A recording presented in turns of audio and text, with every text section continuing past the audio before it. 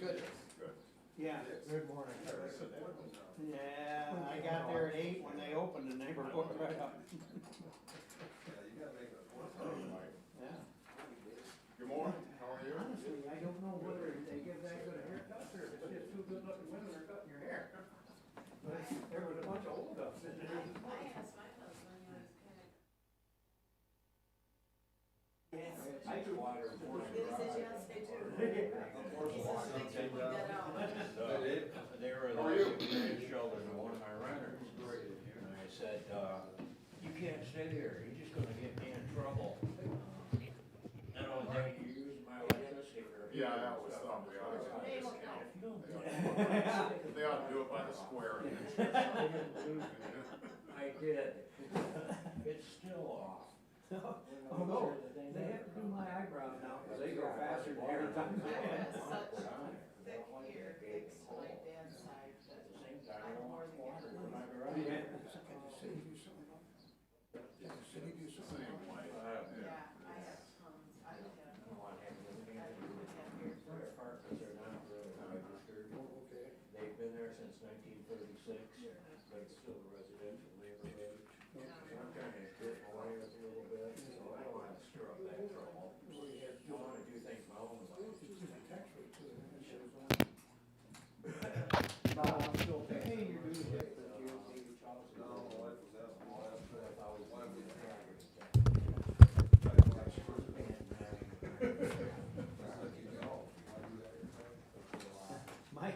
My wife asks me that every time we went and run to the NRA. Yep. No. Yeah, well, both houses I got went up $22,000. Will they take one at the meeting? Yeah, that's what I said. I didn't even paint the Washington Street house yet. What's gonna happen when I finish painting? I'll give you a cashier's check. Because the last time I painted two colors, it's gonna mark around the way. The tax increase. You have to take any heat then. $100. Rich never does that to his accountant, does he? Never. I bought it all wholesale.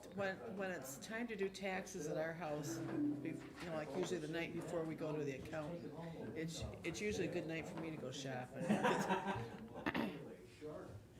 My wife tells me that tax time is the same as it is when, hay our new contract will be. No. Michael? Morning. Yeah. And when I write that line to the IRS is when I'm a little irritable. Yes. How are you this morning? I'm gonna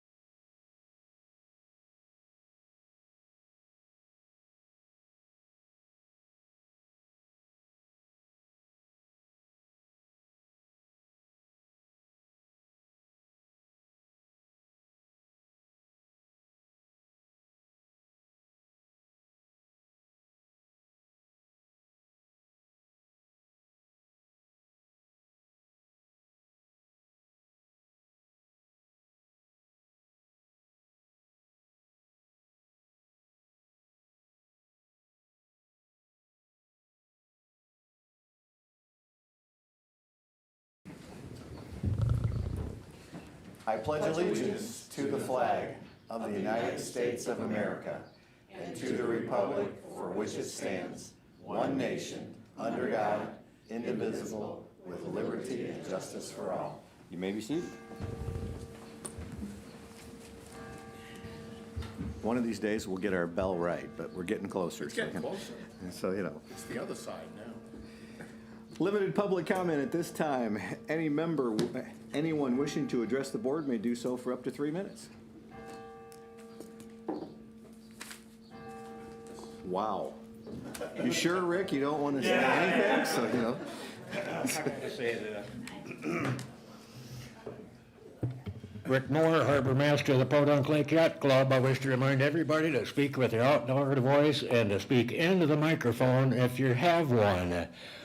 Also, I want to say in the Pledge of Allegiance, indivisible does not mean not visible. It means don't divide us. So please understand democracy and how it works. And if you don't agree with somebody, explain to them why your idea is a lot better. And if not, try to convince them that your idea is theirs instead. But please, let's all get along because we've got one of the most beautiful, productive countries in the world, and we don't want to lose our democracy. Thank you very much. Thank you, Rick. Additional public comment? Hearing none, we will move ahead with our agenda. Interviews for Planning Commission. Yuli Sala?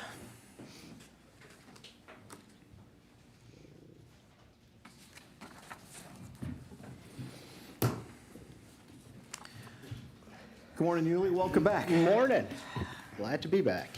Yeah, it's been How's a everybody minute. doing? It's been a minute, but if you would like to start off by telling us a little bit about yourself and your background and why you'd see yourself being a good fit for the Planning Commission, and since you had also put in a request for ZBA, if you want to talk in terms of both of them, that'd be great. Perfect. I'll do that. Make it a lot easier for everybody.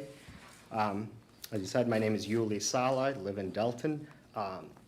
Moved here almost 2 years ago now, November of 2001.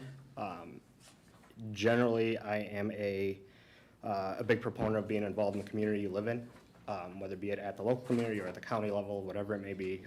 Involvement in the community is important to me. What I do for a living profession is I am a licensed civil engineer. I design roads, parking lots, land development type projects, and in that role over the last 11, 12 years now, I have had the privilege of going before many planning commissions, be it in Michigan, Ohio, Indiana, sometimes even in Illinois, depending on where the project takes me. It is,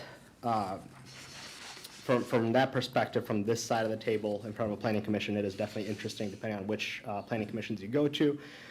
It's interesting how quickly things can take a turn during those meetings, and especially for some very passionate type projects. So I think it's, having been on the other side, I think it's very important to have a planning commission that runs smoothly, that runs not based on emotion, but mostly on the facts of the case and the ordinances that you are tied to as a planning commission when hearing cases. And that's one aspect of the planning commission. I think I'd be great at that just again because of the experience I've had being on the other side of that. The other aspect of the planning commission would be to work with the planning department and with board approval, create ordinances that better support the county. Again, same thing with my background in land development type projects and see how those interact with the community and how those interact with the built infrastructure or anticipated infrastructure planning. I can provide some of that insight on that level that I think best suits me for that position. In the past, when I used to live in city of Sterling Heights, I was in the Board of Ordinance Appeals for that community. It's very similar to Zoning Board of Appeals. Basically, it's the counterpart to ZBA, obviously, for any ordinance that is not part of the zoning ordinance. If anybody wanted to appeal any of those ordinances, then again, would have to make the same case of why they deserve that appeal. So switching to that ZBA portion of it and why that would be a good role, I think it's always the two roles are very complementary to each other. Planning Commission and ZBA, very complimentary, especially because if you're on the Planning Commission, you will have a very thorough understanding of the ordinances, and more importantly, the intent of the ordinances. So when somebody comes before you in ZBA requesting a variance for it, to understand and have that background of the ordinances themselves that they're requesting a variance for is critically important. On top of that, again, on the side of the land development side, where I've been in front of people asking for a ZBA variance, ZBAs are very clear. You got to prove certain hardships that are not self-imposed, that are to the property. Financial hardships are really not to be considered in that regard. So it has to be unique to that property, and it cannot do harm to the community or adjacent properties. So understanding the ordinance from the planning perspective, being able to rule on ZBA, I think it's very complimentary. I think it provides an insight to that ZBA hearing that would be very helpful to really look at it by the ordinance type of analysis. So, Awesome, thank you. with that, I won't really expand too much on the background, especially because I was here, a few months ago or whatever it was. So if you have any questions, I am more than happy to answer any of them. Absolutely. Great to have you back. Glad to be back. David Hatfield sits on our Planning and Zoning Committee right now, so David, I will let you lead with questions. Thank you. Actually, I don't have anything, but I appreciate very much the fact that you have expressed interest in this and have applied for it. I think your background is ideally suited for either of those positions, but selfishly, being on the Planning Commission, appreciate the expertise that you would bring. So. Absolutely. Commissioner Campbell. Morning. I guess I'm just happy to see you back, and we need to get you on board. You'll be a good help. Great. Commissioner help. Tunison. Glad to see you applied. Thank you. Commissioner Doster. I sat on the Planning and Zoning Board once from Prairieville. Prairieville's got independent zoning. However, I think it's an excellent idea to have members of the planning and zoning that sit on these independent boards, for one thing, with any of your neighbors and your decisions. And since he's been in front of so many planning and zonings on the other side of it, I think he'd be an excellent candidate. Commissioner Calton. Well, I was on planning for 6 years previously, and you had me sold before. You had my vote before, and you'll have it again. I'm glad you're back, and you're going to be fantastic. Thank you. Commissioner Getty. I think we're just lucky to have somebody of Yuli's caliber that's willing to serve, so thank you. Of course. And Commissioner Smelker. My thoughts, same as Catherine. Thank you for reapplying. And I have no questions either. You did a fantastic job the last time you were up here a couple months ago, so we knew you were a strong candidate, and we're just looking for an opportunity to get you involved because you seem to have that desire to want to serve and be involved in your community. So thanks for your application. We'll be making a decision at our end of our meeting today, and we will let you know. Sounds good. Thank you. Thank you, Yuli. I'm assuming you don't want me to come right back up for the ZBA portion? Correct. Thank you. Correct. Moving ahead, interviews for Zoning Board of Appeals. Craig Jenkins. Can he sit on both of them? Give them both.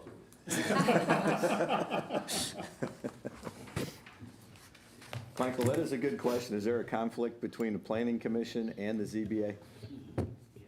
Yeah, usually the chair of a planning commission sits on a ZBA, that's about it. Okay. Yeah. So you Sorry. knew the answer to the question I already, did. so.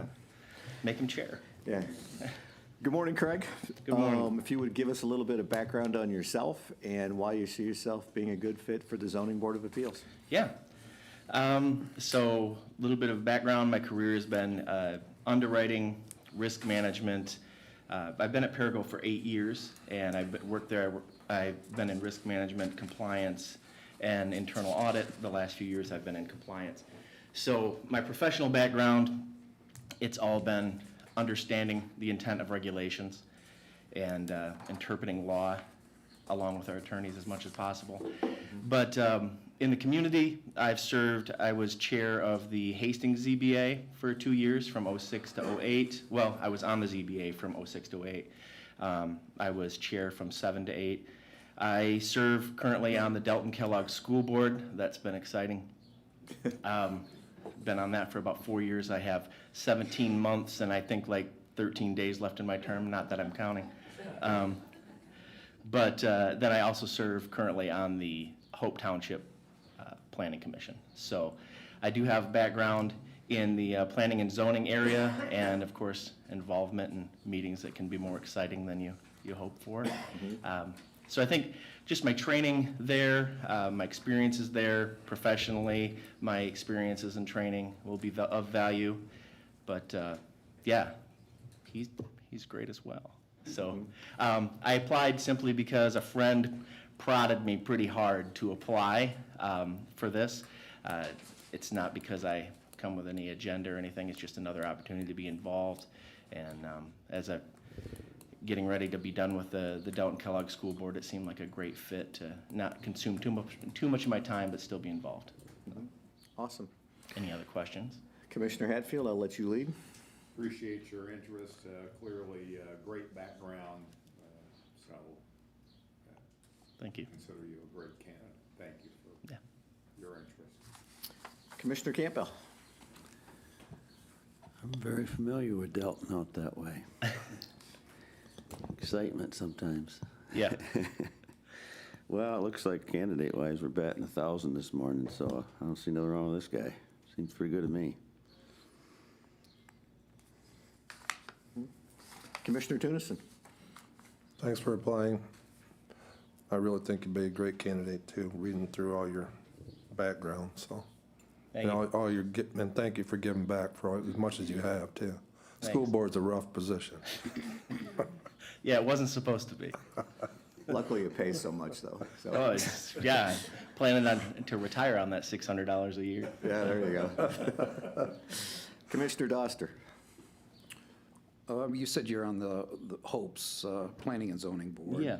And they're completely independent from the county, as far as you know. I mean, I don't feel that would be any sort of a conflict because of there's really no overlapping of powers between the two. They have two separate ordinances.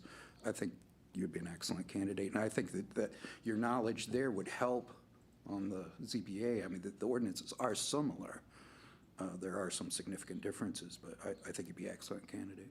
Yeah, thank you. Yeah, you're right. They're similar in certain ways, and with the whole gravel pit thing, we've referred back to what the county has done for some insight. Good. Commissioner Calton. Oops. I just wanted to comment to Mark regarding the potential conflict. That was researched, I think, fairly thoroughly because of my Oh, yes. participation on the Hastings Planning Commission as well as on this board and the County Planning Commission, and there is no conflict. So. Okay, good. A settled issue, as far as you know then. Yes. Great. Thank you. Commissioner Calton. Well, great candidate. I like what you said about intent, because especially as time goes on, even with our U.S. Constitution, things change that weren't known at the time those were written, so you have to think about the intent. I commiserate with you regarding school board. I was on Maple Valley for 8 years, and He had hair when he started. Had to go there, right, Mike? I did. No, being on the school board is, I mean, we need school board members, but it can be a tough job. It's, so thank you for serving on that. And in step aside, gives someone else the opportunity to do that. Thanks, Craig. Yep. Commissioner Getty. The Zoning Board of Appeals is a really important role, as you know. And I think we're really lucky that having somebody with your experience willing to serve on it, it's not an entry-level board position. It really should be reserved for our most experienced planning commissioners, folks that are exposed to that. So, and I think your risk management and your interpretation of regulation is gonna be very helpful, so, Thank thank you. you. Commissioner Smelker. I really have no questions. I've known Craig a long time. I believe he used to be in my district when I first ran. Yep. We've had talk, so I think he would be an excellent fit. Awesome. And I have no questions either. I've known Craig for some time. I encouraged him to apply for this position. In spite of the fact I know him, I still think he'd be a great fit for this, so, you know. But when you read his resume and his background and his willingness to serve the community, he's just an outstanding candidate. He's a good thinker.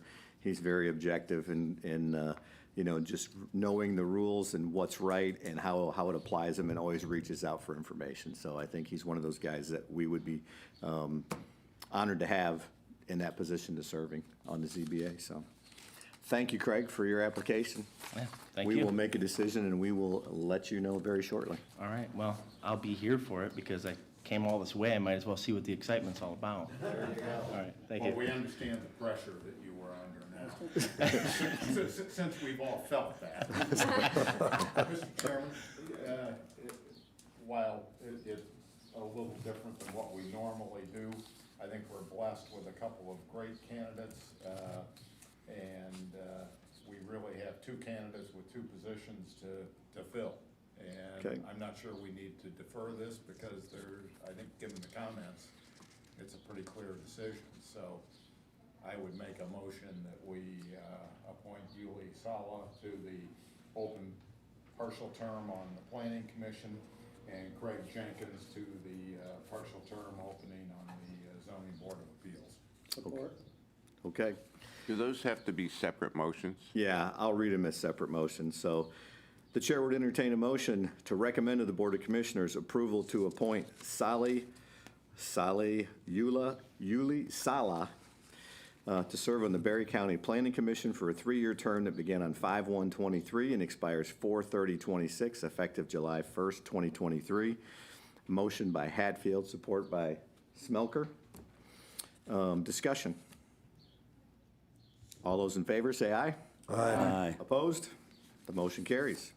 The chair would entertain a motion to recommend to the Board of Commissioners approval to appoint Craig Jenkins to serve on the Zoning Board of Appeal for a 3-year term that began on 4/1/2021 and expires 3/31/2024. So moved? Motion by Carlton, support by Hatfield. Discussion?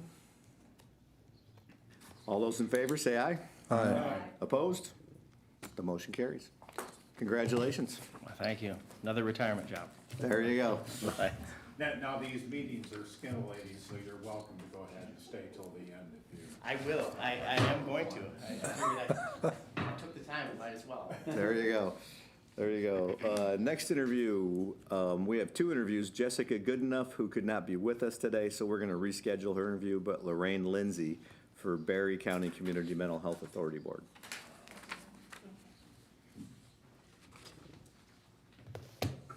Good morning. Good morning, Lorraine. It's good to see you all again.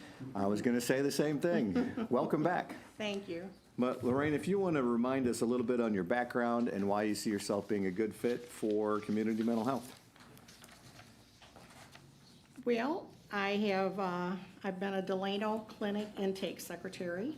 I was a caregiver for a mother-in-law and a spouse with dementia. I've been a healthcare advocate for a spouse, mother, and mother-in-law. I just really seem to come up against issues in mental health all my life. And one thing that I've done when people have contacted me for counsel is to listen, to ask questions, help them decide what their solution should be. So I don't go out and just advise people and say, hey, do this. I think that that's important in our mental health system. I think that mental health is one of the most serious issues that we face in this country today. I'm thankful that we have a good mental health authority here in Berry County. In fact, the more I encounter services here in this county, I am just so impressed that we have good people that come forward and serve in these areas. When I did the scholarship review in April, the scholarship requesters are always asked, what do you think is a major problem? And one of the seniors, whom I don't even know who it is, said mental illness and depression, and that this person had also suffered from that. That she was bombarded, she or he, I don't know which, was bombarded with negative comments when bringing up their own issues of mental health. And then concluded that we as a society need to be more compassionate and allow people working through whatever they are going through to have our support. We need positive resources to do just that. And that's why I'm here. I want to be part of that positive resource to help people in this county. I did attend one meeting. I had, unfortunately, prior obligations for April and June, and I took notes while I was at the meeting. I usually fill a page when I'm at a meeting. The other thing I came across just recently was from Bridge, Michigan, and the Surgeon General warning about social media and teens. He put out an advisory on the dangers of social media usage in adolescents in May. And also coming up often on those scholarship applications was the problem with social media and teens spending too much time on it. But he also states 95% of youth ages 13 to 17 use social media, and 1/3 report that they use the platforms almost constantly. The average teen spends 3.5 hours on social media every day.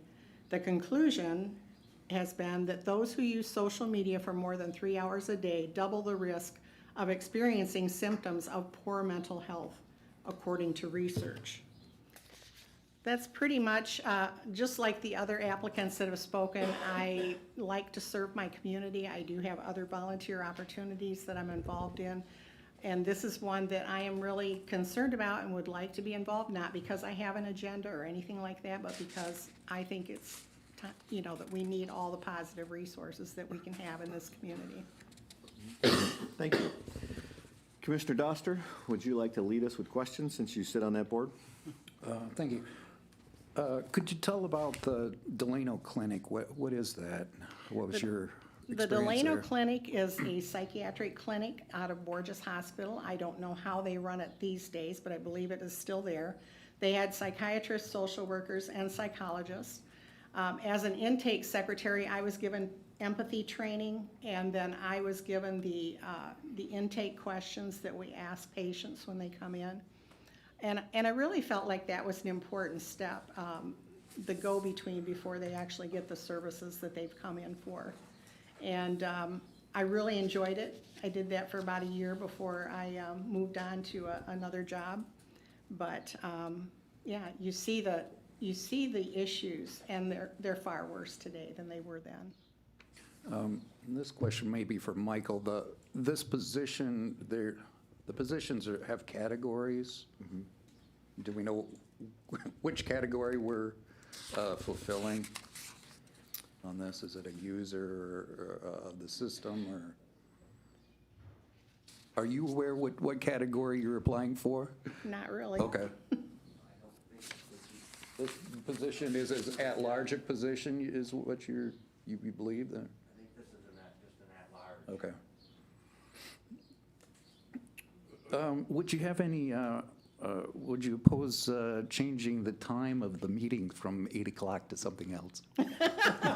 I take it that you would be in favor of that. Well, quite possibly. I yes, don't want to lay my cards on the table. I am not an early morning person, I will say that much. I will get myself out of bed and I will make sure those Thursdays I'm available. But yeah, I wouldn't mind a little bit later time. And you're aware that this, the mental health also deals with substance abuse? Yes. Do you have any opinions on that, experience with dealing with anyone with substance abuse? Or My brother was a user for years. It was a big problem, of course, caused a lot of problems in the family, so I understand the family dynamics when you have a person who is an abuser. I also have a niece who has been in and out of mental health care in more recent years. And it is just sad to see people with that. I'm glad that there are resources out there like the lock boxes for medications, and just some other resources that I've seen at the facility that can help. But yeah, it's major. I'd probably put it right up there with social media as far as influence on mental health. Okay, thank you. Thank you. Commissioner Carlton.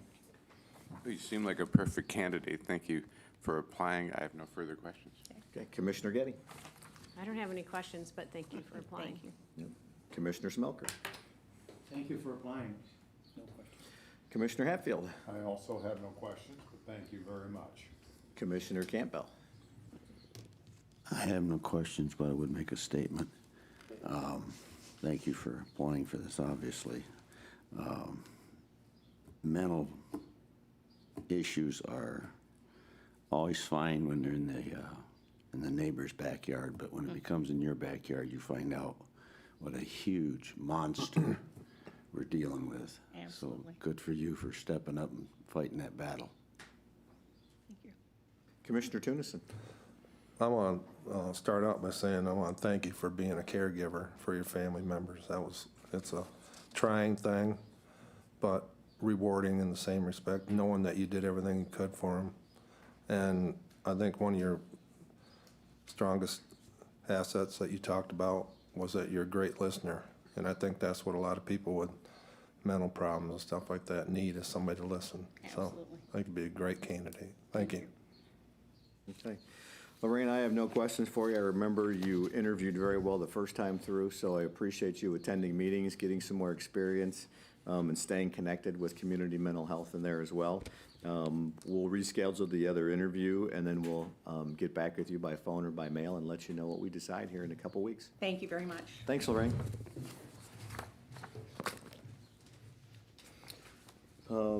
Next up, Solid Waste Oversight, Donald Johnson III. Is Donald here this morning? I don't think he's here. I haven't seen him. He communicated with Pam by email to confirm the time. We expect that he'll be here, but not until closer to his scheduled time at 9:50. 9:50, okay. So, Is it all right if we circle back to that and go on to the renewal for Blue Cross Blue Shield? sure, be happy to cover that.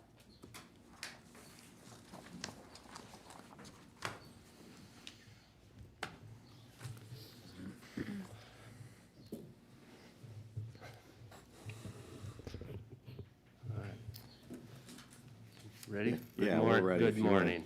So this is renewal of administrative services agreement with Blue Cross Blue Shield of Michigan to provide, it's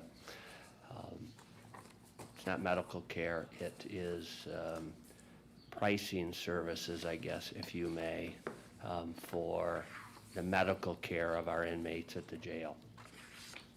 We have done this for a number of years now, and when I say a number, I don't know if it's been 15 or 20 years, but where for a percentage of the savings, which I think in this case is 13%, we engage Blue Cross Blue Shield so that when an inmate in our custody and care requires medical coverage and that inmate doesn't have health insurance of their own, we're obligated to pay those costs. Without this, we would be billed at the hospital rate, if you may. In this case, as we all know, Blue Cross Blue Shield has negotiated discounts, and in many cases deep discounts, with providers in the hospitals and pharmacy with regard to health care. So this gets us the ability to pay at that discounted rate. So it is not health care, it's not a health insurance coverage for our inmates.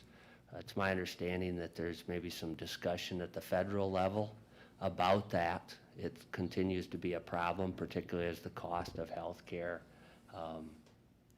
goes up and up with all individuals or all counties that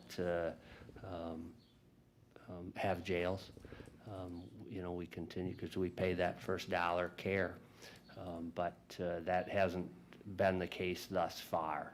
So at this point, this is the best we've been able to find, is that by engaging Blue Cross Blue Shield. Number attached to this, how much money does this cost the county every year? Let me grab my budget real quick. There is not. I reached out to try to get some more detail. can't say that we get a lot of breakdown on this, but,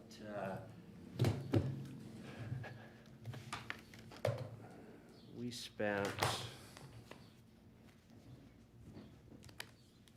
that's revenue. Expenditure general fund 101.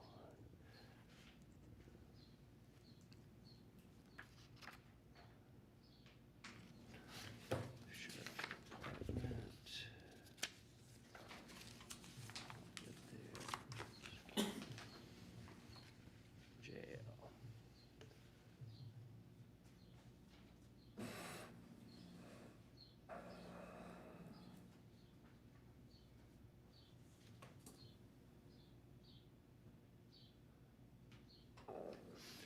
Looks like we spent a little over 281,000 last year on healthcare for inmates in our custody. That sounds like a high year to me. I was thinking it was more in the mid 100,000s. Let me look and see where we're at thus far. Does that cover strictly medical, or does it also cover? Medical, prescription, as well as then we have a contract with with a doctor and nurse services out of St. John's, Michigan, Mid-Michigan Correctional Care, to provide oversight, if you may, the dispensing of meds, triage services, determination if things should go on to the hospital, or if they don't need to be. So there was a time at which our jail administrator and staff made those decisions, and we've been fortunate that we were able to, I say we, the Sheriff's Department was able to find Mid-Michigan Correctional Care to provide that triage service. But that's another huge expense and challenge that jails across the state face, is trying to diagnose and determine medical care. Does it also cover like dental, optical, mental health services, stuff like that? Anything that's required, yeah. I can tell you that the jail works very hard to only provide those things that are absolutely necessary. They are in our custody, and while they're in our custody and control, their medical issues are, and their care is our requirement. And I don't want to say that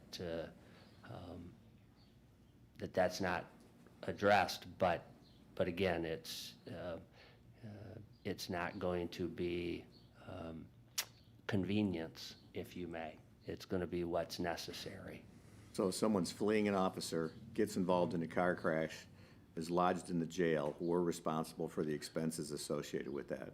Arguably, yeah, we then have, unless there's medical insurance or auto insurance that we can bill that back to and whatnot, yeah. Okay. So if their appendix burst while they're in our care and custody, it's on us? We have that, yep. We're obligated that they are in our just custody and care. Okay. I was hoping you were going to tell me with the average inmate population going down to around 50 per day, that cost was going down, but it doesn't seem like that's the case. So, yeah, no, health services were at, through May of this year, at 116,000. Okay. In cost for care. Questions from commissioners? Is there an alternative to this, or is Blue Cross Blue Shield really offering a unique service here? This is unique. This is the only thing that we are aware of, and we've asked around that's available. Oh, I'd hate to see what it would be if it wasn't at a reduced rate. Absolutely. Good God. I mean, absolutely. Blue Cross has got I think Medicare is the only deeper discount maybe that's out there that has negotiated, and otherwise from a healthcare insurers, Blue Cross touts as being the deepest discounts. Okay. Mr. Chair? Oops, go ahead. I have a couple of questions. This is interesting to me because I work with Blue Cross in my chiropractic office.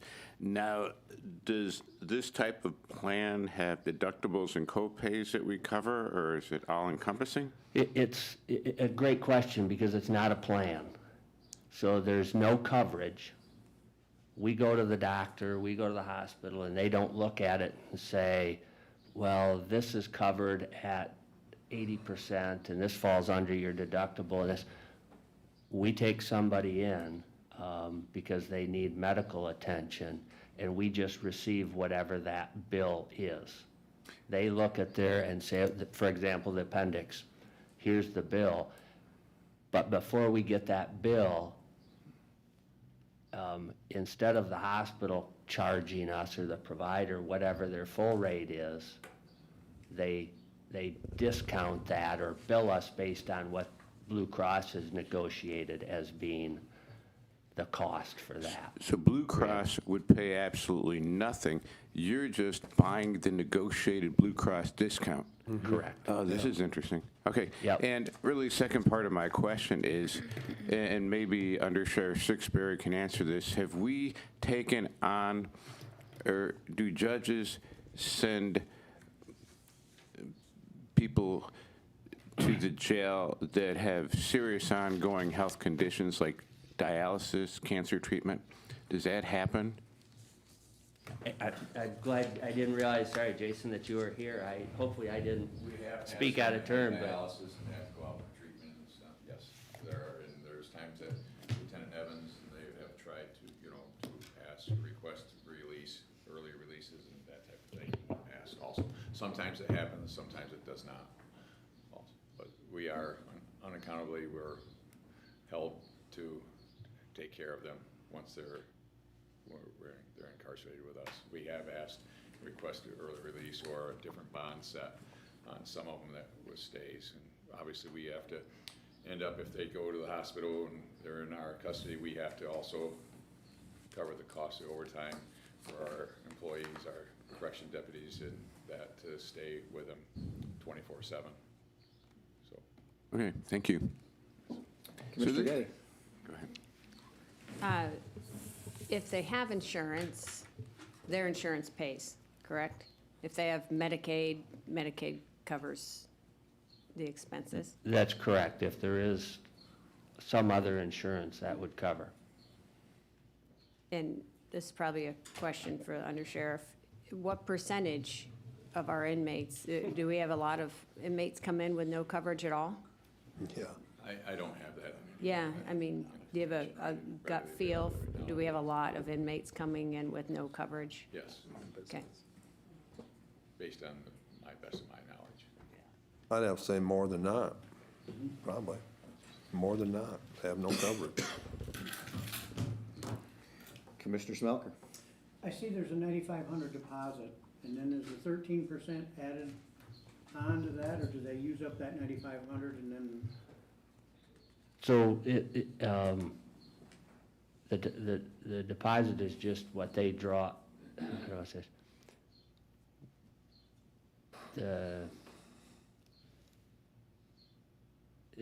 It's an advanced billing, so to, a little bit back to Mike's question, Commissioner Colton's question, we would pay Blue Cross. Blue Cross pays the provider, and so we've already got that deposit on hand because we've been doing it for so many years, if that makes sense. So we're gonna pay, when we pay Blue Cross, a markup of that 13%.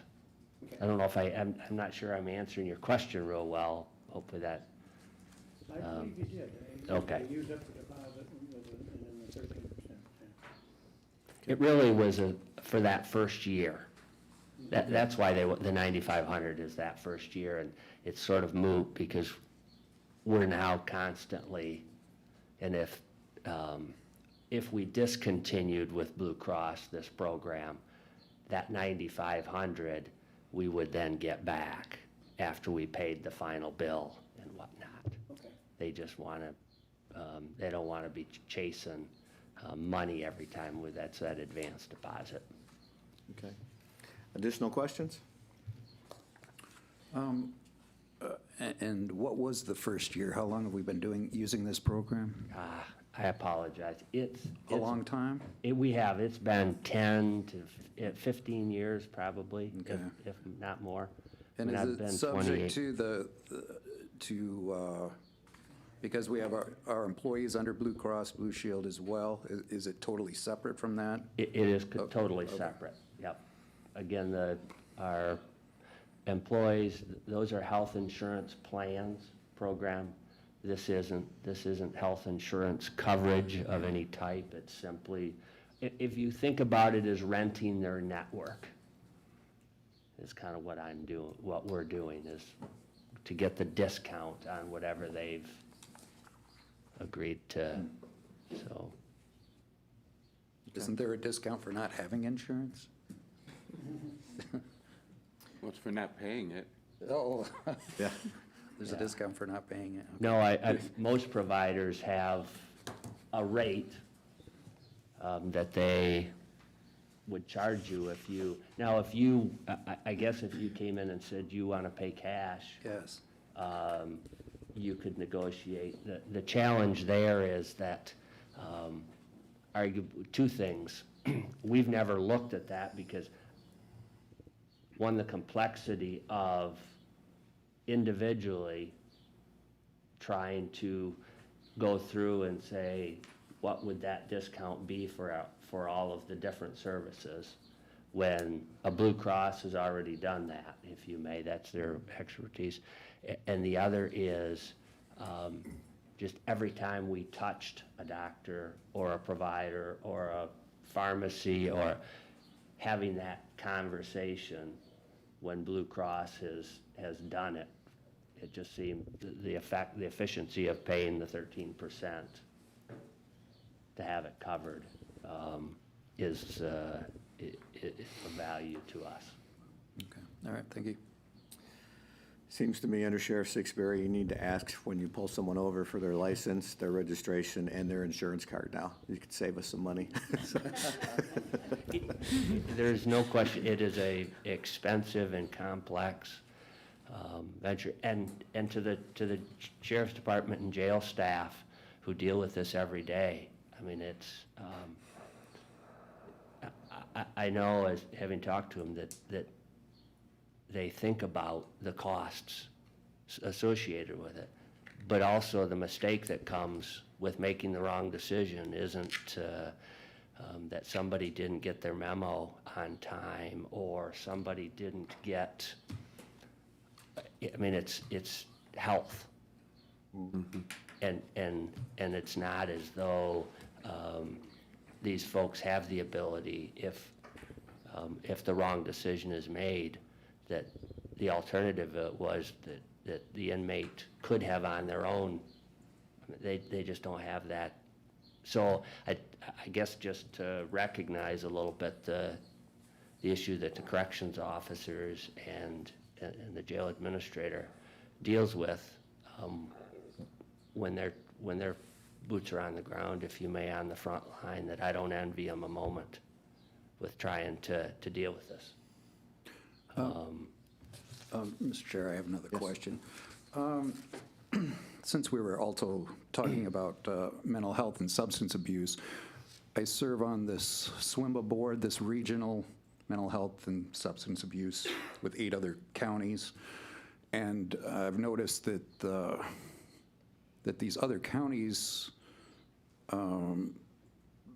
receive funds designated for mental health and substance abuse programs at the jail, which is something that I think we used to do prior to COVID. They've started it back up. And I don't, as far as I know, Berry County Jail has not started those programs back up. And it seems like that would help alleviate possibly some of this cost for medical problems if we had ongoing substance abuse and mental health programs provided at the jail. Can you respond to that, or? I cannot respond at this time. Obviously, I talked to Lieutenant Evans, but the issue is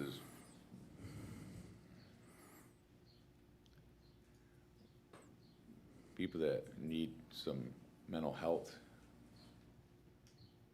assistance instead of going to jail would be better for us as well as the community itself than just locking people up after they commit a crime. But it's based on some of them have some major issues that need to be addressed, and just going to jail and locking them up is not necessarily the correct location for them. However, I'm not in that part to decide where they go and not go. Right. So, I mean, you're inevitably going to get a lot of criminals just from being a public defender for 20-some years have ongoing mental health and substance abuse problems, and you're going to end up with them in the jail.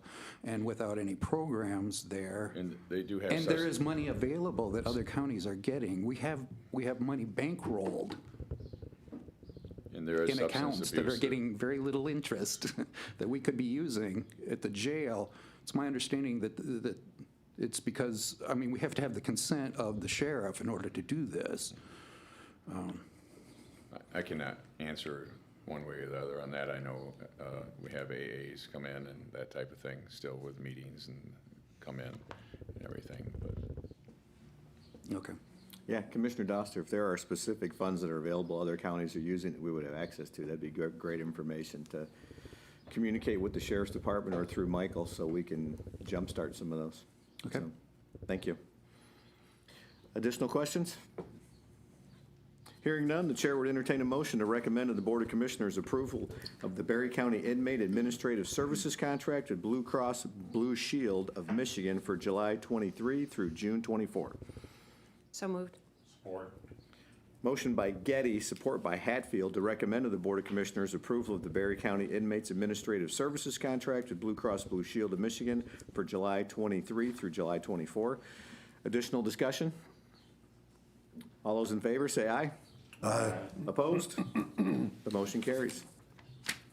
Commissioners, it's almost 9:50. Let's take a 7 to 10 minute break. We'll come back and do our interview with Donald Johnson and with Pam Palmer's request for additional clerk positions. Thank you.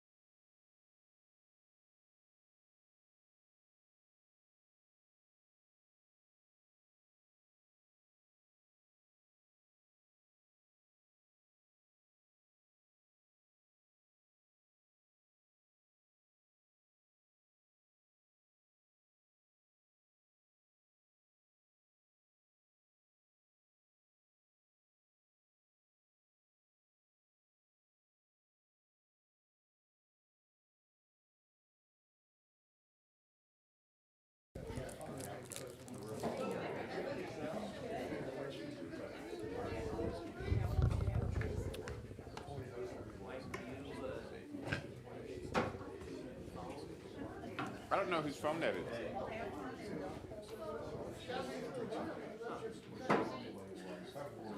Everybody close? She's over talking to media. Rick? All right, where did that go? There's Pam.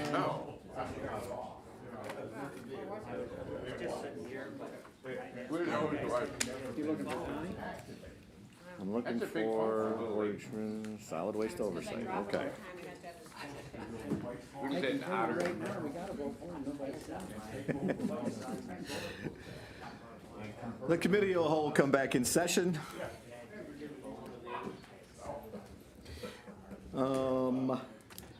Donald Johnson, the third. Right on the bell as well, good timing.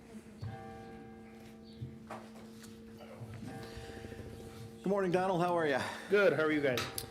If you would start out by telling us a little bit about yourself and why you see yourself being a good fit for solid waste oversight. All right, I guess I've grown up in the area in Middleville my whole life. I took over as the manager at the landfill in Hastings here in January. And I'd like to be involved and kind of up in the community as far as with the solid waste committee and see if there's anything as far as that WM down there, things that we can help with or things I can kind of keep up on too, or, be on the up and up in the community as well. Absolutely, appreciate you applying for this board. Commissioner Getty, I know you serve on solid waste oversight. Would you like to lead with questions? So. I don't know if your mic's on. It's not. Thank you. Don's come to a couple of meetings now, and I think he would be a great fit. His perspective from his, position at the landfill is very helpful. So I have no questions for him. I just think he'll be a great fit. Okay. Commissioner Hatfield, you also serve on that committee?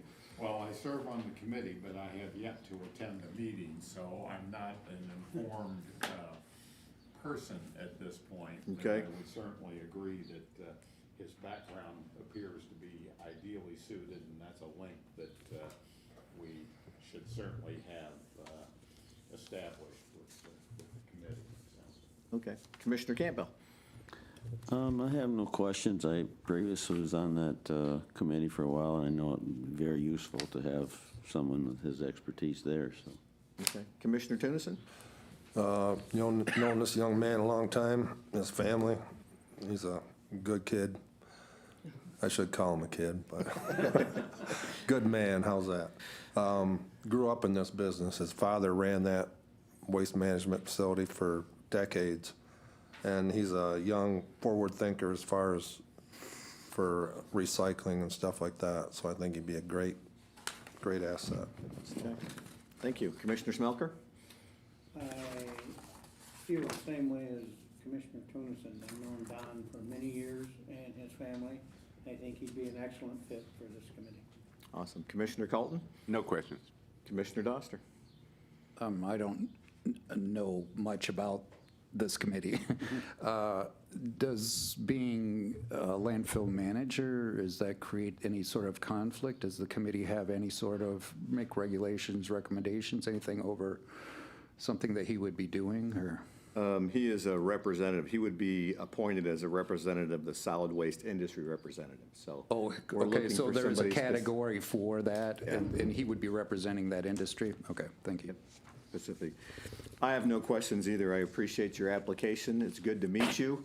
I've served on that board a little bit. I know that there are a lot of things changing with the materials management programs going through the state now, so it'll be good to have your expertise and guidance going through some of that stuff as well. So, thank you.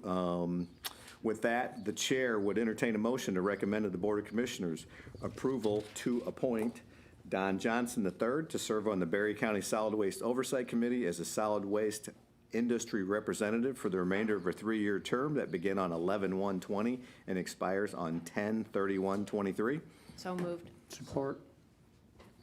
Moved by Getty, support by Smelker, to recommend to the Board of Commissioners approval to appoint Don Johnson III to serve on the Berry County Solid Waste Oversight Committee as a solid waste industry representative for the remainder of a 3-year term to begin on 11/1/20 and expires 10/31/23. Any additional discussion or comments?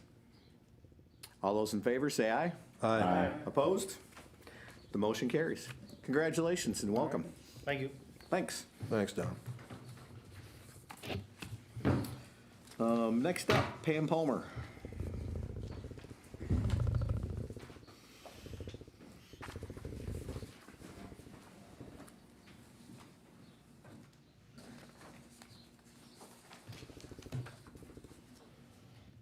And Sarah. Hello. Good morning. I am here today to, actually, this is my first deputy, Sarah Vandenberg. I'm sure you all know her. I'm here today to request an additional 2 clerk positions for my office. When I took office, I had 6 full-time clerks. I now have 5. And through probably a miscommunication on my part, when Karen retired and administration asked to take payroll upstairs, I was gleeful. Yeah, take it. I didn't realize I was giving up the entire position. I thought I was only giving up that portion of her job duty. Since then, we have been working short-staffed, and we are really, really feeling the pinch. It's becoming vacation season. I don't have staff to cover vacations. I don't have staff to cover when people are sick. In fact, a couple weeks ago, I had to close mid-afternoon because I only had 1 staff person left. That's not good for a clerk's office. Someone once told me that all roads lead to and through the clerk's office, and I believe that to be true. I know I'm biased, but we handle a lot of things that go through our office before it can be processed in one of the other offices. For example, friend of the court. When we take in filings, and Sarah could probably speak better to this than I, she's now taken on the job duty of domestic clerk, and the massive amount of filings that take place for just domestics alone. They have to be processed, and it's timely, so that the friend of the court can continue to do their job on that particular case. Do you want to add anything to that? Well, with friend of the court or any domestic case, we also have timelines with judges and hearings that occur. A lot of the times, attorneys' offices will get a hearing date 2 weeks out, and then 2 or 3 days before the actual hearing, then they will get us the filing. We have to process that, get that to the judge. So if I'm out of the office, for instance, one of the other girls has to go through all of that filing to make sure that they get that processed in time.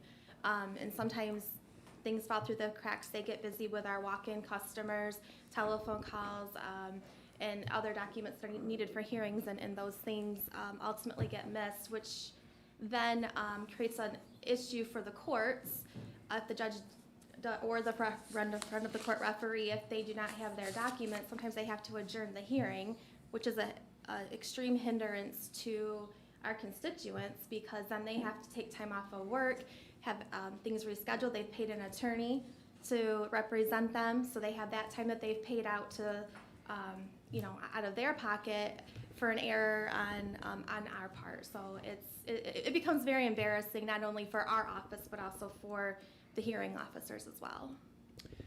We don't have enough hands working and able to process the amount of work that's going through our office.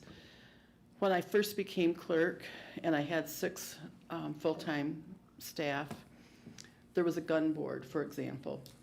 The gun board was done away with, and that job duty was given to the clerks. So we absorbed that duty. And I've handed out a handout of many of the things that go through our office. A lot of those things have been absorbed over the years, and we're to the point where we can't stretch any further. Also, recently, we've been given some new tasks, which is, we're just not finding time to be able to handle it. The state has given us the duty of automatic set-asides, which took place beginning April 11th. MSP goes through and determines what cases need to be automatically set aside. And we have to go through those files, pull them, and in our case, it's cases that are 10 years or older. In district court, it's cases that are 7 years or older or less. Those cases have to be marked non-public now, so if someone comes in to review that file, that portion of it has to be made non-public. Those files are piled up in my office. I haven't had a chance to get to a lot. I've gone through a lot of them, but I haven't gotten through all of them. MSP updates their list of additional files for me to pull on probably a couple times a week or maybe weekly. Yeah, a couple times a week usually. And I haven't gotten to what I initially pulled in April. I haven't gotten through all of those yet, let alone. There's also the imaging that we spent quite a bit of money on. It was done for imaging files for years 2018 and 19. We spent about $60,000 roughly of COVID funds that were earmarked for that. Now we need to keep that up, or that money spent is all for naught.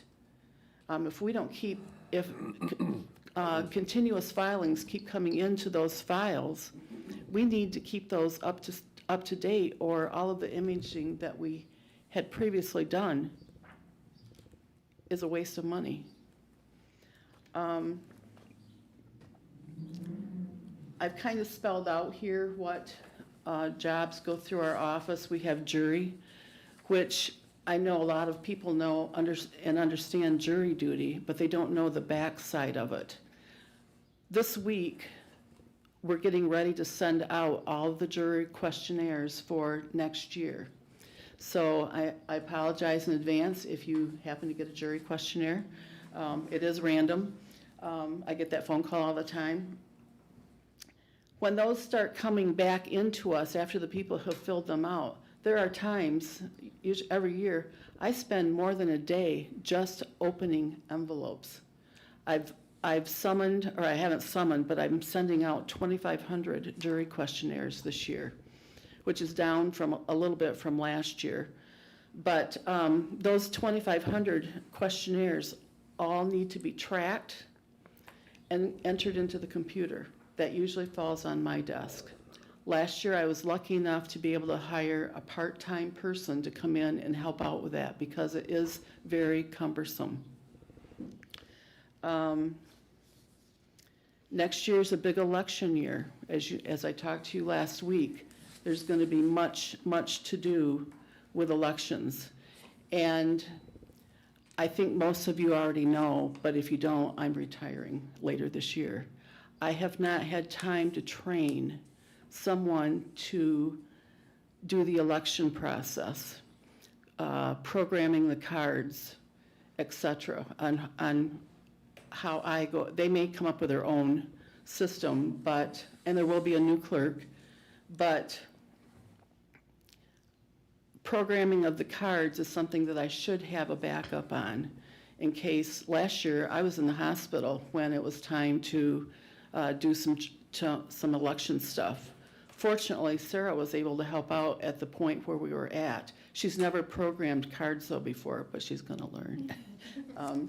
Those are just some of the things that our office handles, and we just don't have enough hands anymore to absorb all these jobs that are coming into our office.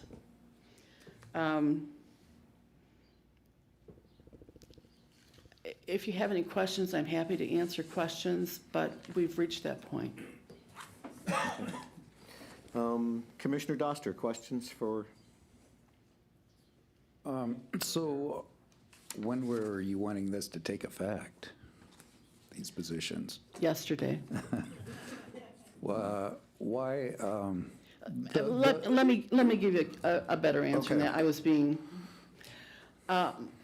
we all know that it takes a while. I mean, I'd like to be able to post this position, which is already a written position. I want an entry-level clerk that has already been, the position has already been wrote up. I'd like to be able to post it. And we all know it takes a while to find that right person to hire. So my last person that I hired took me 2 months to find. I don't know that this is gonna be an immediate hire, but I'd like to be able to begin that process of posting it and interviewing. is there any benefit in asking for, in having one position now, get them trained and get them organized into the system? That would be- And then that would- step in another position? That would be fine with me. Okay. Commissioner Carlton? I'm not sure if this is a question for Pam, Sarah, or Michael, but where's the money going to come from? I know that you need these positions. I know how much work you do. Just pulling the budget for a minute. It would have to come from contingency.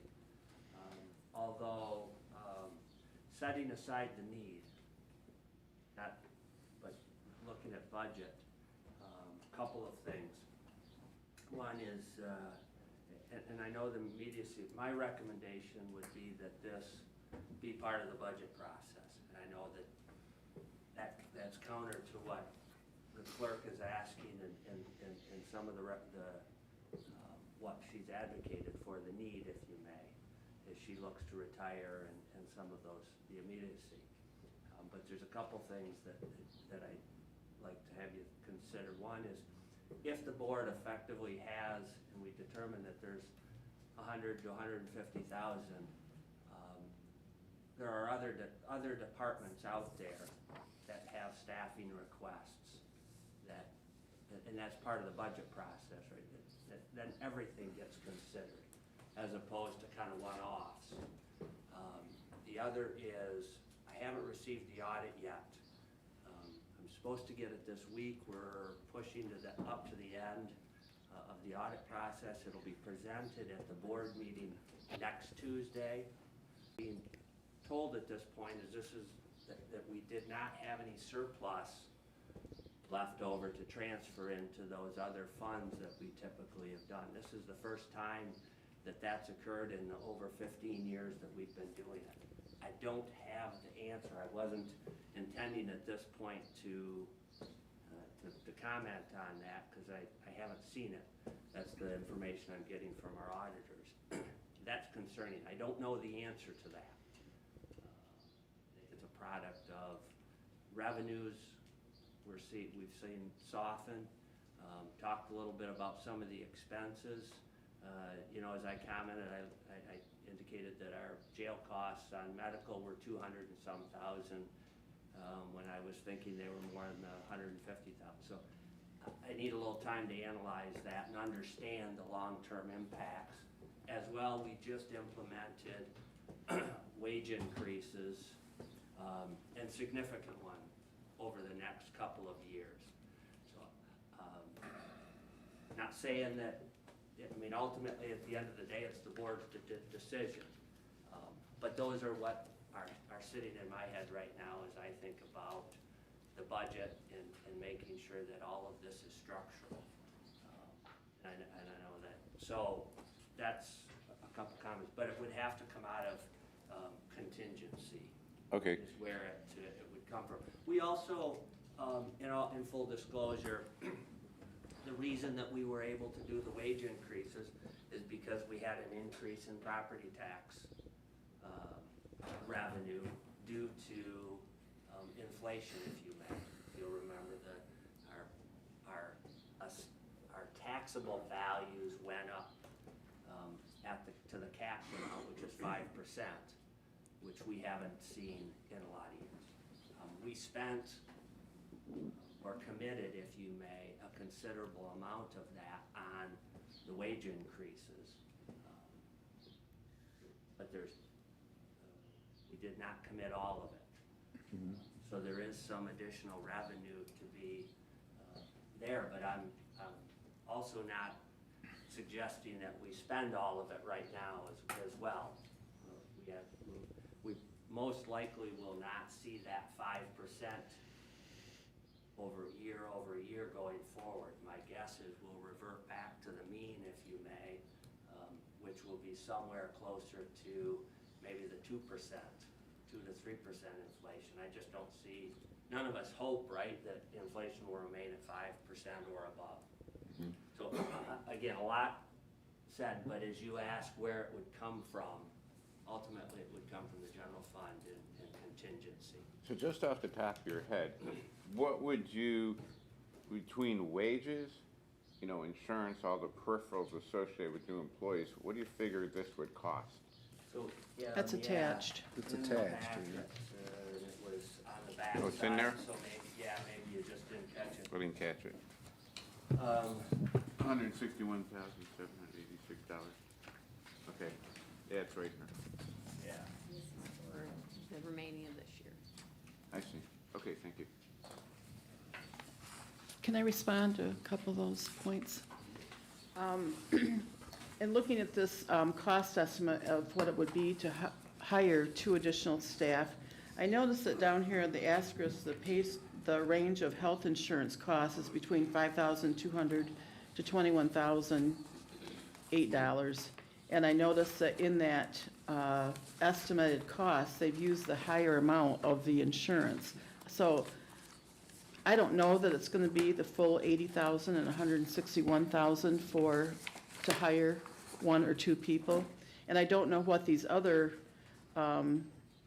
disability claims, administration, dental, optical, hearing, I do know that one to be accurate. But I don't know if they've averaged and used the higher amounts or if they've, used the other amounts. Also,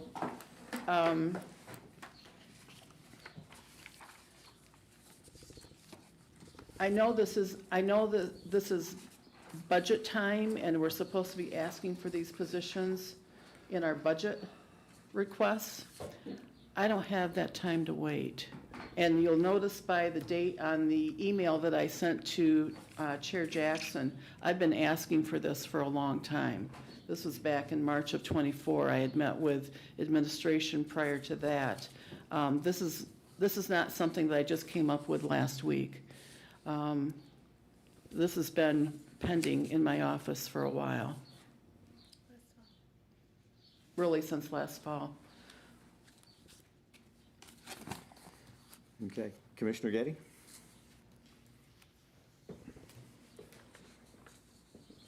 Clerk's office is like Pam said, everything goes through there. All roads lead to the clerk's office. And I've seen how hard they work. Pam's been gracious enough to share, some of that with me, and she's one medical issue with any of her staff away really to a disaster that reflects on the county. So I get the urgency. I also know that we have budget issues, so this is tough. I appreciate also the ability to possibly hire 1 position and step this into really meeting the needs that you have. Okay. Commissioner Smelker? I do not doubt, I've talked to Pam before, I think the positions are needed. I do want to see the audit. Okay. Commissioner Tunison? I've been in that office when these girls are overwhelmed, and I want to speak to their dedication to their jobs. Pam, Sarah, all your whole entire office. And I have good staff. You do. I really do. You really do. And as a business owner, you can only be overwhelmed for so long before you can't take it. And I don't want to see that come to that crisis point in that office because of the staff that you do have, and Sarah, your dedication. So I'm a believer that, and I understand the budget issues, but if we lose more people out of that office, we're going to be in big trouble. Okay, so we're almost to that point. So we have to decide if what we're gonna do here. So, Commissioner Campbell? Well, interesting subject. I don't think there's any doubt about the burden that's been placed on our clerk department. It's just horrendous what the state is making them do now. We're overwhelmed with FOIAs. It's just endless, and I've talked to a few of them up there, and they are stretched, they are, but I also know that we have to, I know that Michael Brown has kept our county in a good spot for many years, much more than I've been involved. He's been the rock for our county. So I would hope there's a way that we can get something quicker, the one position or something, and still get Michael's blessing on it that we can pull it off without jeopardizing our county or something financially, so. Yeah. I'm just in the middle on it. There's absolutely no doubt they need it. I don't think delaying it for a lengthy time is gonna be beneficial. Commissioner Bob said that somebody walks out now and we've got a big problem, so that has to be addressed too. Vice Chair Hatfield. Oops, go ahead, Pam. I just want to mention that I do have a great staff. I did say that earlier, but to that point, we have moved around desks. We've moved offices. I've even moved my office to try to make this a better flow for getting work done and meeting the needs of our constituents. And we're still stretched to the max. We've tried to make this work, and we just can't do it. We need more hands in the pot. Everything I've had's been commented on, so I appreciate everybody's concerns. Okay. Commissioners, you get a tough decision. I have talked to Pam about this, and we've continued to go over this a little bit. And with Pam retiring, there is a sense of urgency to bring some help into that office as well, to kind of guide the post-Pam era. And I know one of the things we discussed, I almost think that one of the issues is we need to rethink the clerk's office and the walk-in business. Because when you have people trying to stay on task, but you have constantly people walking in, whether it's for marriage license, CPLs, whatever the case is, I think we're gonna have to reach the point where literally, whether you do it or whether the next clerk does it, that you need to go to an appointment-based system We for a have lot of done those that. things. We have done that. Because you've gotta protect your time to keep people on task. Otherwise, it's a beehive constantly, which I'm sure it is. So I see some urgency in figuring out how to move this forward. We do have budget constraints that Michael and I have talked about on an ongoing basis with several concerns, and we've had those for a couple of years. It was a nice bump this year. The one thing that I do agree with, though, is we took payroll out of the clerk's office, moved that upstairs, but some of the other tasks that have come at that way, and I'm wondering if a step forward, because the budgeting process is typically where this stuff runs through, but perhaps the way to take forward is to restore that half position in the interim for the rest of the year and look at either one or two positions going into next year. I don't know what your thoughts are on that, but I know we lost a lot of knowledge when Karen retired. It's hard to get people up to speed. There is a need there. I'm just not sure how to do it. So one is we can, I think they need one position, for sure. you know, What are you saying, Chairman? well, when we're talking about, we took payroll out of the office, but that didn't take everything. That didn't account for everything that Karen did. So they lost that half a position, and with everything else being put on, there probably is definitely a need for a full position. But to get some help in there, I think there'd probably be some consensus for putting a person on there part-time, maybe 19 hours a week, whatever that is. The other thing is we can wait until the budget till the audit numbers come in and review it at that point. If you want to do it thoroughly to see if there's room in there for a full-time position this year versus waiting for the full budget process. Is a part-time position good enough for you?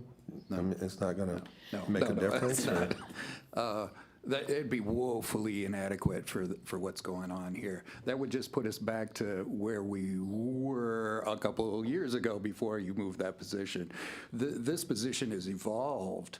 The clerk's office is the heartbeat of the county. We cannot operate without a good operating clerk's office. I would be willing to do, as a compromise, I would be willing to do one full position immediately and then look at 2 for the budget. I think she's perfectly within her duty to to the county to ask for 2 positions immediately. There's not that much left really of the year, and then that would create the positions already in the budget. We wouldn't have to go back through this wrangle again, whether this position is needed. They're both needed. The question is whether we put one in entirely immediately or both, in my opinion. And I will say that I think it would be harder to find someone that's willing to work part-time versus most people want a full-time position. If they're gonna go to work, they wanna work full-time. Yeah. And I can certainly keep them busy.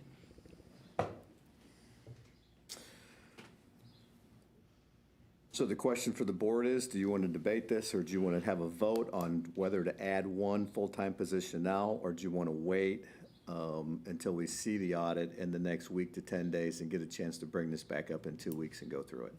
I would like to move that we vote on one full-time position, but that's just me. I would support it.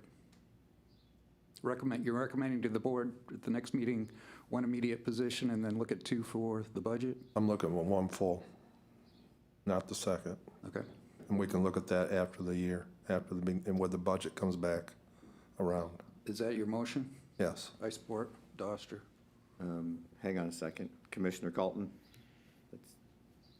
Any other input? No. Commissioner Getty?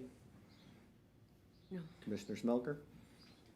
I feel that we do need the position, but I'm not gonna vote yes on anything until I see that we can pay for it. And I believe that audit is what'll tell us. I understand what you're saying, John. I do. Commissioner But I Hatfield? think there's a need now. I'm really torn. I think Pam raises a very good point. I do question whether we're going to get the quality of the person that we want if we're looking for part-time as opposed to full-time. We've been very fortunate financially over the years of being able to build a significant surplus. But a surplus is there for a reason, and one of those reasons is to address future needs when they arise, and I think we've got that. I think that while just on the pure finances of it, would have gone with a half position, I think I'm persuaded that one full-time position at this point is a bare minimum, and that we use the budget process to decide whether or not we can afford a second, or how we're going to shift some responsibilities around to make it workable. Okay. Commissioner Campbell? How long are we talking, when we're talking delaying this until it fits into the budget? What time period are we talking? 2 weeks. Well, I mean, the budget process is going on right now for 2024. So the audit's gonna be presented to us next week at the next meeting. So we'll have more answers then. I guess I have to look at it like electric and gas at my house. My electric bill might get really high, but damn it, I gotta figure out a way to pay it. and without my electricity, I'm nothing. So, we're looking at a department here, like Commissioner Doster said, without it, we're nothing. That is the center of everything, and we all know the burden that's been put on them. There's no question about that, so I lean to the idea that they need a position. They need a position now, and we have to address the budget to fit that position, not the other way around, waiting to see if the budget can fit it. We need to have the budget fit a position. And with that in mind, I don't see the reason to delay it. Michael, what is contingency right now in our budget? Actually, there isn't contingency for, as we started the year. It will come out of the additional revenues that we generate from the increase in property taxes. And we typically present, along with the budget, when we present the budget in August, a budget amendment, and that's when we calculate that in. So I don't have an exact number answer for you at the moment. Okay. Because we haven't completed that budget amendment. I really, from my perspective, and again, nothing, I'm not, not a commentary about Pam and her timing. It is what it is. It's just a difficult timing for me, because we're a week away from getting the audit. We're a couple months from the budget. We're right in that middle time where we just don't do any estimating because we're so close to having some actual information. So I apologize that I don't have, I usually deal in details, but I don't at this moment. Okay. Mr. Chair? Yes, sir. I support this motion, what's going on, but I think it's a bit foolhardy to at least not wait 2 weeks till we can see the audit. I agree we shouldn't wait months until we have the budget, but just waiting 2 weeks I don't think is going to cause irreparable harm. And I think it'd be much more responsible on our part. I agree with John. Okay. Mr. Chairman? Yes. Is there any way that we can, I don't know these things, is there any way that we can allow Pam to draw up a description, possibly even throw it out there so we can start looking? I have it. And then, well, I'm just saying, and then put it on the market to try to find somebody. And if something happens between now and the audit and the budget that we find out that we've got to pull back our clause on it, we just rescind what she's, we don't really hire anybody, but she could at least be doing the legwork. So if and when we come to that conclusion that we can financially do that, she's already got half the race done by finding a candidate. And just listening to the comments, I think there is support for an additional position. I would like to have more information, and I'd like to have some more information from Michael, as stated by Commissioner Colton and by Commissioner Smelker. But it's up to Commissioner Tunison and Commissioner Doster if they want to withdraw their motion, table this for 2 weeks, when we have additional information, and come back and put it back on the next agenda. I'm not willing to withdraw, because what information do you think is going to arrive that all of a sudden we're not going to be able to support this position? There isn't those kind of numbers that are going to come in. It's will over matter. This is what needs to be done. We should be doing it. We'll come up with the money somewhere else if we need to. This needs to be our top priority, and I think we should do it now. But Well, in 2 weeks, when we come back, and we're kind of all in agreement that they need a position, what if Michael comes back and says that the budget numbers don't support it? Are we gonna support them somehow, some way? Or are we gonna say, you out of luck? So, I mean, we got a decision to make, as far as I'm concerned. Commissioner Hatfield? Yeah.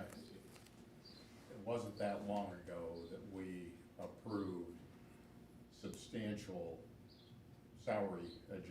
wage adjustments in order to deal with the current inadequacies that we've got. But we were comfortable in doing that based on the financial projections, and I don't think that we felt that we were using up all of the resources that we were going to have available in order to make those adjustments. I think we're going to look very foolish if we approve those wage adjustments and now can't provide the staffing levels that we really feel are necessary.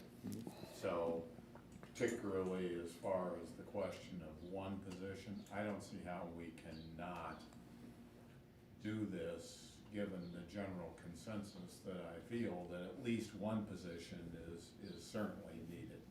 Okay. Commissioner Smelker, The audit is due by next Tuesday, right? it's going to be presented next Tuesday, Michael? If you have it. That's correct. Okay. So if we okay this now, does this move this on to the full board? It does, And then we'd have the audit at that full board then, wouldn't correct.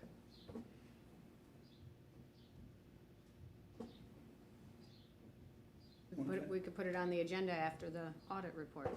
we? Yeah. It actually would. Yes, we could. Unless it went under consent, it would come after presentations anyways, yeah. Okay. I would vote for this to move it on to the full board with the audit. And following up to Commissioner Hatfield's comment about, I think they were the one that commented about fund balance or surplus or, I use surplus as, the terminology is revenues in excess of expenditures for a year, and then fund balance is what then is left over. But to your point, that fund balance, we do have, and you'll hear as part of the audit, the general fund balance is about 2.8 million.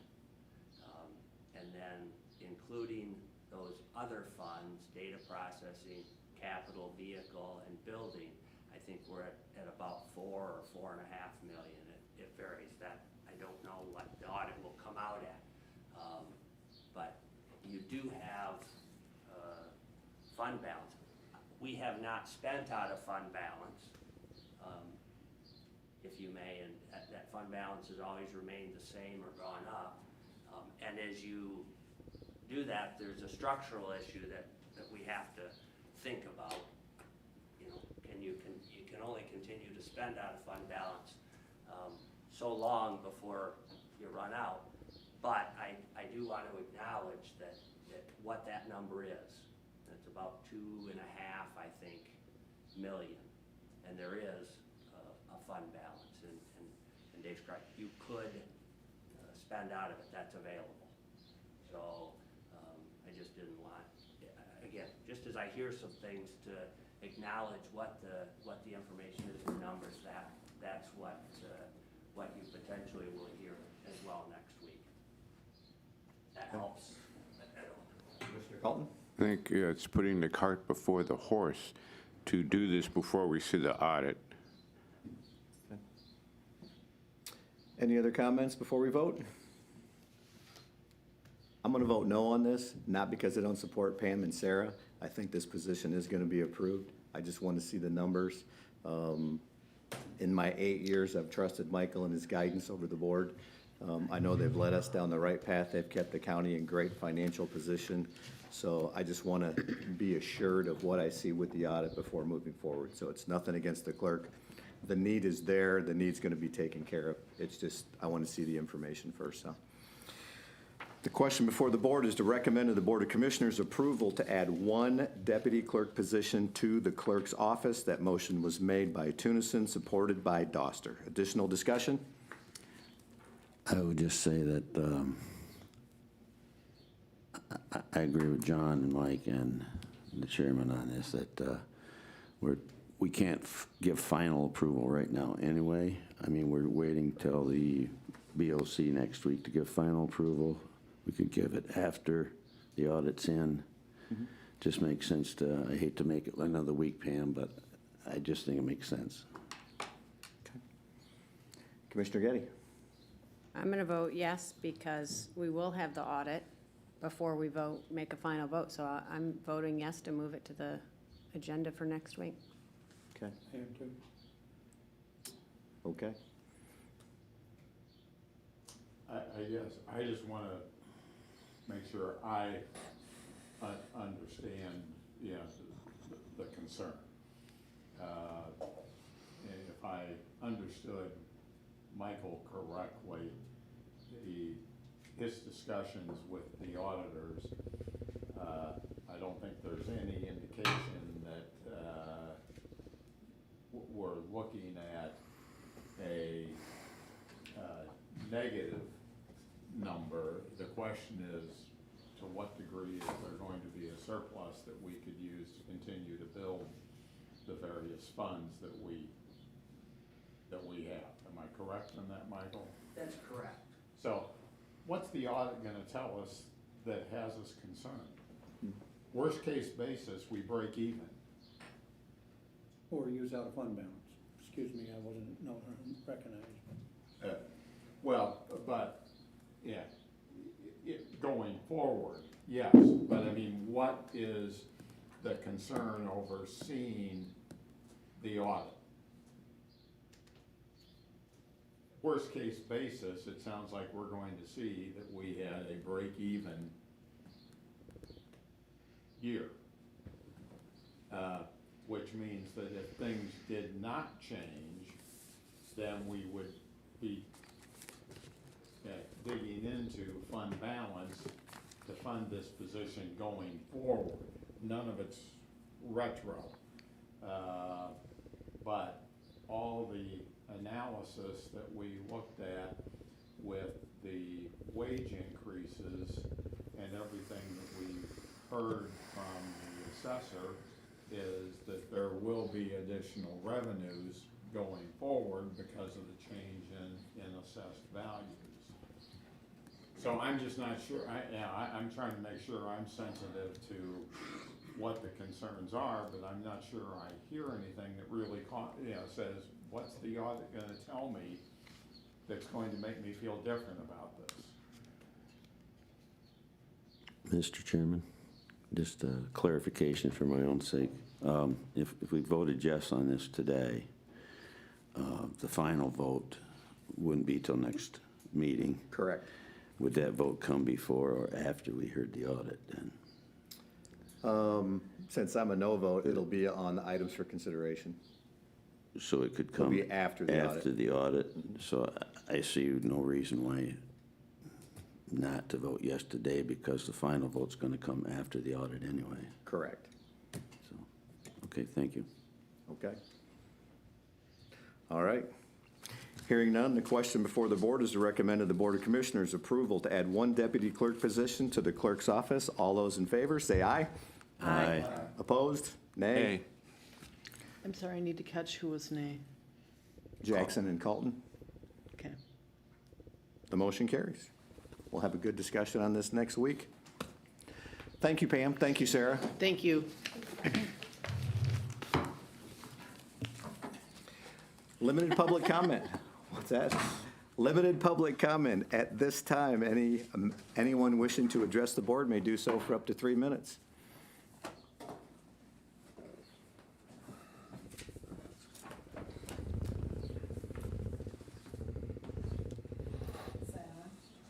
I'd just like to offer a couple of suggestions on the issue we just discussed. Are there any underutilized staff that is already a Berry County employee that could at least slide in there part-time and learn what needs to be done in that office? The other would be, and this is really throwing it out there, are there any other township clerks that are part-time that would be willing to come in and work part-time? That's all I have. Thank you. Additional public comment?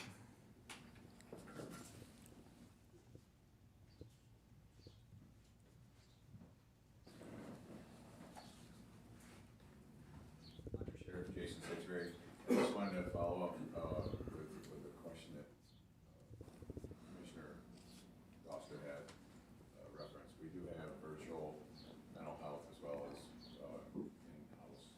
They can come and visit with mental health for that, as well as the AA and the substance abuse meetings that they also have, as well as now called Reach the Forgotten, which was originally Forgotten Man Ministries, which also has meetings. Thank you. Additional public comment? Commissioner comments. Commissioner Doster? I have nothing. Commissioner Colton? Commissioner Getty? We had a health board meeting last week, and we were able to tour the renovated spaces in the health department. They did a very nice job, I think, really improve their ability to serve residents at that facility. Awesome. Commissioner Smelker? Had a financial committee meeting at 911, and we decided the millage we are going to put on for the next budget year. And as far as questions, I'd like to know kind of where we stand on the windows in the old FOC building. If we let that go very long, that bid is gonna change, and I doubt if it'll go down. Correct. And I wondered where we're standing on the Second Amendment resolution that we were gonna talk about. Okay. Commissioner Tunison? I was gonna bring that up too about the windows. The clock's ticking on that. We have a bid of $94,000 to replace those windows, and I have the same concerns as Commissioner Smelker as far as how long that will stand. And it's summertime, we need to maybe take a move on that before it gets too cold. Okay. Commissioner Campbell? Thank you. I have more of a public announcement, I guess, to make. We're having a VA information event. It's for all veterans that you served our country, now let us serve you. It's going to take place out at Heroes on July 10th. It's going to be representatives will be on site to answer questions about VA eligibility, enrollment, PACT Act, federal and state VA benefits, filing claims, and My Health Vet. I'd just like everybody to pass that on to any veterans they might know. I know personally, as a veteran,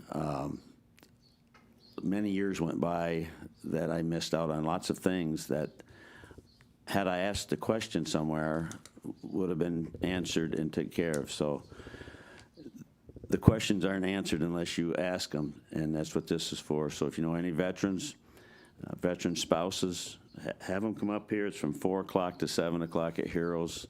There'll be somebody from the mental health department doing their stuff out there, and I've also asked several others to attend. But it's going to be very informative, and if you know any veterans, pass it on. It's going to be a good event. And Heroes is a restaurant in downtown Delton. Right on Main Street. Commissioner Hatfield?